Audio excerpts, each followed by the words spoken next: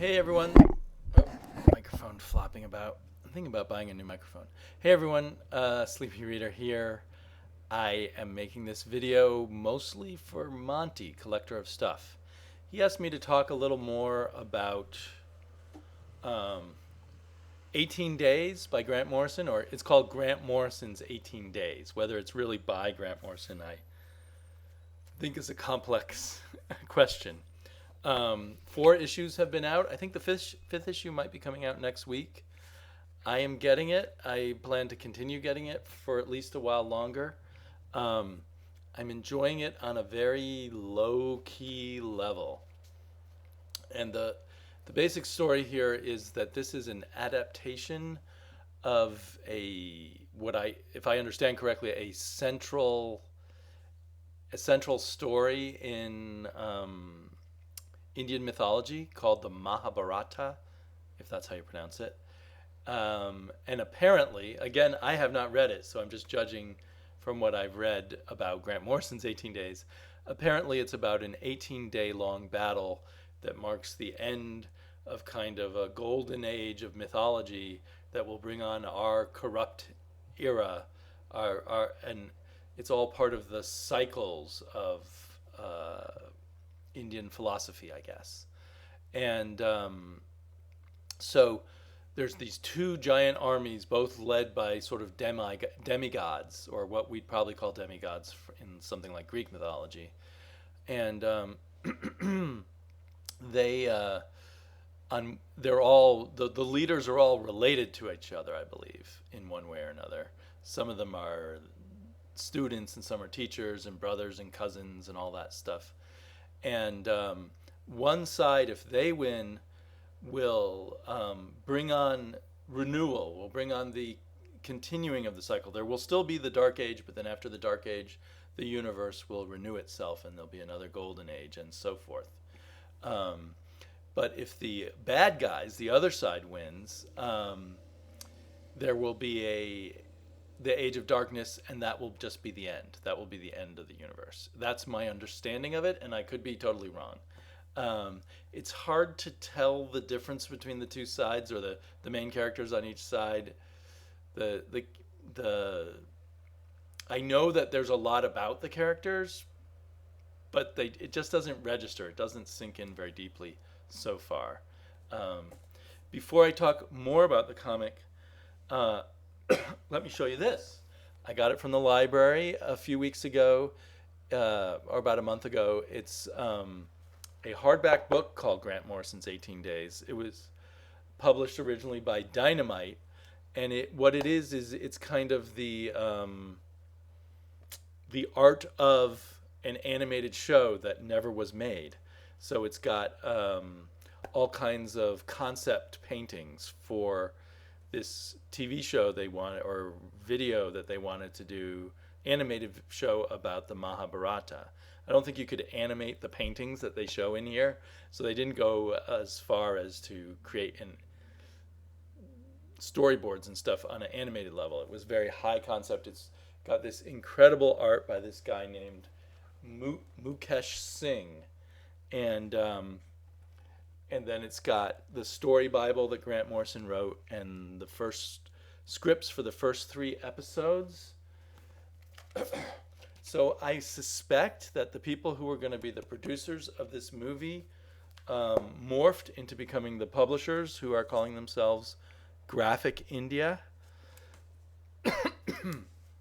who are also publishing a number of other kind of Indian comics. Like this one is called Black Tiger, takes place in India, but it's written by Chuck Dixon and and drawn by Graham Nolan, a team of U.S.-based creators. They're the ones who did Joe Frankenstein, which I know that Monty was reading, and I was loving. But this is boring as hell, this comic book. And they are also publishing Stan Lee's Chakra the Invincible, a young 10-year-old hero living in Mumbai, I think, who works with this mad scientist who accidentally invented his powers. I strongly doubt that Stan Lee had anything to do with it. And sadly, the stories in here are extremely generic and boring. My daughter completely lost interest in it. The art's not bad. So, of their comic books that I've tried, 18 Days is by far the best. But the most exciting thing really is this book. If you were a huge fan of Grant Morrison and you wanted everything he'd ever done, you'd certainly want this book. Pardon me. I feel like things are going down the wrong side of my throat. And if you were a fan of Mukesh Singh's artwork, I don't know how much art he's had over here in the West as opposed to over there in India and related countries. I do know he's done some covers for Marvel Comics, and now he's doing variant covers for 18 Days. It's kind of too bad they don't put the best covers on the main issue, the main book, so that they can encourage people to buy it. I don't feel like we're hearing a lot about 18 Days or any of these graphic India books. I do think they're one of these things where they have this concept that it's going to be multimedia and such, and they hire people who they think are big names like Stan Lee and Grant Morrison, thinking that will help them in Hollywood or wherever else. I think in comics there's a big, that must be a picture of what the Dark Ages, our world, will look like after this great battle is fought. I think there's a big rush in the world of Hollywood producers to find that everyone wants something like the Marvel universe, so they're looking for universes to work in that come out of comics. So anyway,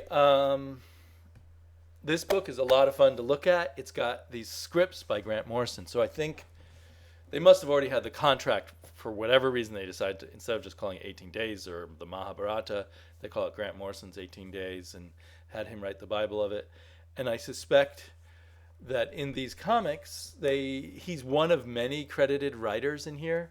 So I suspect they're just taking little bits out of his scripts and incorporating them in these comics, so that he can be listed as a scriptwriter, because you don't see Grant Morrison out there talking about this, and it doesn't feel at all like a Grant Morrison comic. So far, these 4 issues have been a very slow build up to the big battle, and maybe finally near the end of issue 4, the first strike of the big battle happens. But like I say, you can't distinguish the characters very much, so you don't care very much about them. It may be just too reverent to its source material, while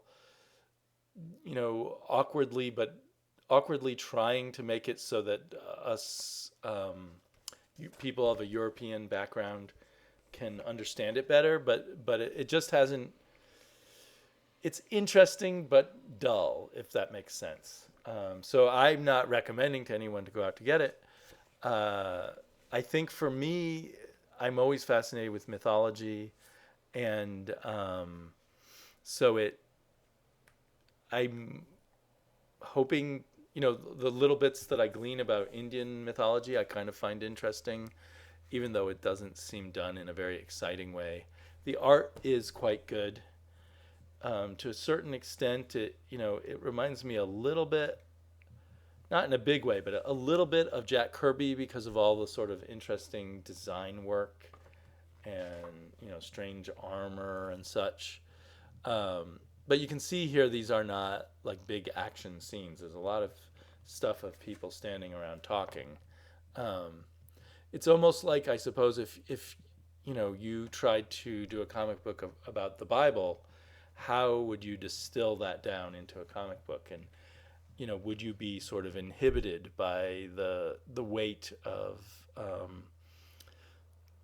the thousands of years of people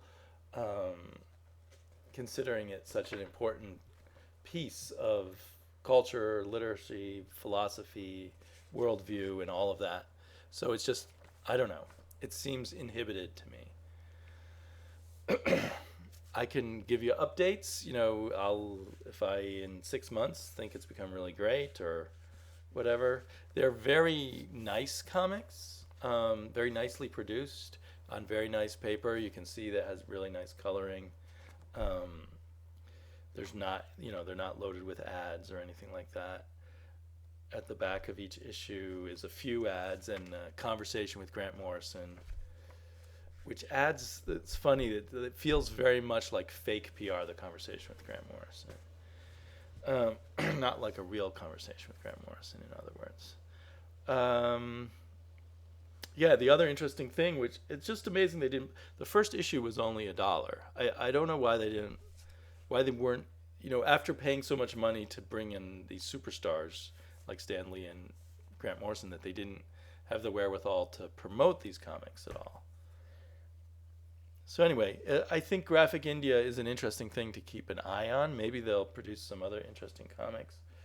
They are hiring people with talent. Maybe if they give Chuck Dixon the room to play with their work, or if they would just bring in some Indian creators. It's I think that the artist in here, Jivin J. Kang, is probably, of East Indian origin, but there's another issue in here that's drawn by someone who clearly has an Italian name, and who was a name that I was already familiar with a little bit, Francisco Biagini. So I just don't know how Indian all of this is. I'd be very curious to see comics, the best comics that are made in India, translated into English. That would be very interesting. So, yeah, puzzled about this company and what they're up to. I think they've done some what do you call them? Motion comics out of some of their work, like of Chakra, and they might have done it from 18 Days. I'm going to look for that and maybe link to it below. I think I saw a little bit of an 18 Days one that was produced in such an annoying way that I didn't watch anymore. But yeah, it's something interesting to keep an eye on anyway. I hope you're doing really well, Monty, and I hope we get to chat soon. Talk to you later.